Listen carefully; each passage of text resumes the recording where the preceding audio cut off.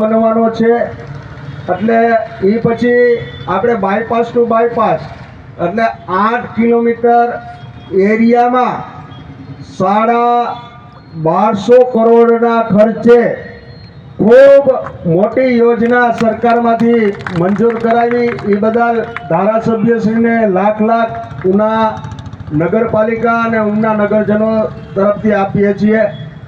સાથોસાથ આ રોડ બનશે એ મેં તમને કીધું કે મુખ્ય રસ્તો, વચ્ચે સ્ટ્રીટ લાઇટ હશે, ડિવાઈડર હશે, વરસાદી પાણી ક્યાંય ભરાય નહીં એનો વરસાદી પાણીનો નિકાલ પણ કરવામાં આવશે.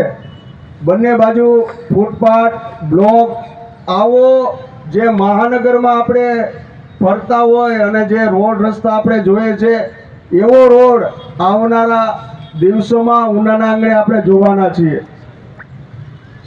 12.50 કરોડના ખર્ચે આ રોડ બનવાનો છે.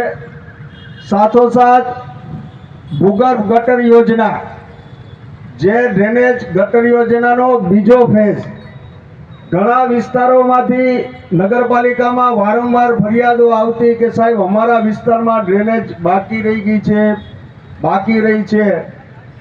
પ્રમુખશ્રી અને ચીફ ઓફિસર અને સમગ્ર સદસ્યોના ધ્યાન ઉપર આ વાત આવતા વારંવાર રજૂઆત કરતા ધારાસભ્યશ્રી પણ અવારનવાર ગાંધીનગર જઈ અને આ વિષયને ચિંતાનો વિષય બનાવી અને 42 કરોડના ખર્ચે ઉનાના સમગ્ર જે જૂનું ગામતળ છે આપણું, એ ગામતળમાં પણ આપણે ભૂગર્ભ ગટર યોજના આવનારા દિવસોમાં કરવા તરફ જઈ રહ્યા છે. સાથોસાથ પાણી પુરવઠા યોજનાની નવી ટાંકીઓ, નવા સંપો અલગ અલગ વિસ્તારની અંદર એમ 14.37 કરોડના ખર્ચે અત્યારે કામો કાર્યરત છે.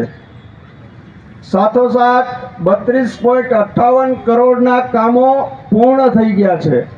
એમાં ઉનાના અલગ અલગ વિસ્તારની અંદર નવા ગાર્ડનો આપણે બનાવ્યા છે. શિશુ ભારતી સ્કૂલ આગળ છે, શ્રીજી પાર્ક, MK પાર્કની અંદર આપણે સ્પોર્ટ્સ કોમ્પ્લેક્સ બનાવી રહ્યા છીએ, તે કાર્યરત છે. સાજનની નગરની અંદર ખૂબ સુંદર સારો બગીચો પૂર્ણ થઈ ગયો છે. ટાઉન હોલની બાજુમાં પાર્કિંગ ડેવલપમેન્ટ સાથે સર્કલ બનાવવાનું કામ તે પણ કાર્યરત છે. જૂના ગેરેજની બાજુમાં 10 લાખ લીટરની ક્ષમતાવાળી ઊંચી ટાંકીનું કામ કાર્યરત છે.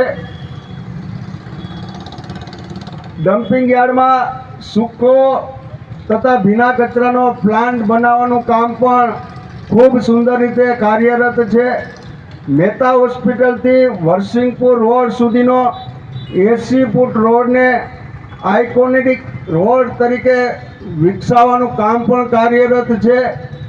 એટલે તમે વિચાર તો કરો, આ હું બોલ્યો 32.58 કરોડ, 14.37 કરોડ, 54.50 કરોડ, આ બધા કામો મંજૂર કરવા અને કાર્યરત કરી કામો પૂર્ણ કરવા, મિલકતો બનાવી અને મિલકતોનું જતન કરવું ઉના નગરપાલિકાની જે ટીમ કામ કરે છે, પણ પાછું જતન પણ આટલું કરે છે. એટલે ઉના નગરપાલિકાના પ્રમુખ અને સૌ ચૂંટાયેલા સદસ્યો, ચીફ ઓફિસર અને ઉના નગરપાલિકાના તમામ કર્મચારીઓને આ તકે હું લાખ અભિનંદન આપું છું. સ્વચ્છતા સર્વેક્ષણની વાત હોય તો સ્વચ્છતા સર્વેક્ષણની અંદર પણ ઉના નગરપાલિકા એવોર્ડ મેળવ્યો છે. આવાસ યોજનાની વાત હોય તો સમગ્ર ભારતભરની અંદર 4થા નંબરે આવાસ યોજનામાં પણ ઉના નગરપાલિકાને એવોર્ડ મળ્યો છે.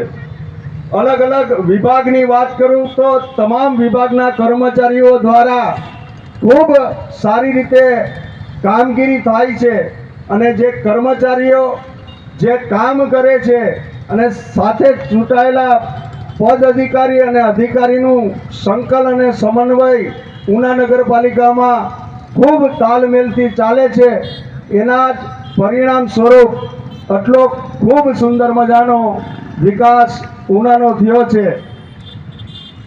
આવનારા દિવસોમાં આ બધા કાર્યો પૂર્ણ થયા છે.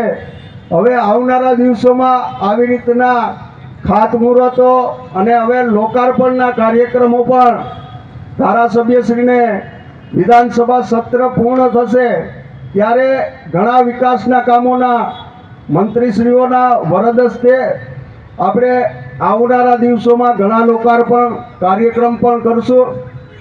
આ તકે હું વિનંતી કરીશ આપણા મુખ્ય મહેમાન અને આપણા સૌના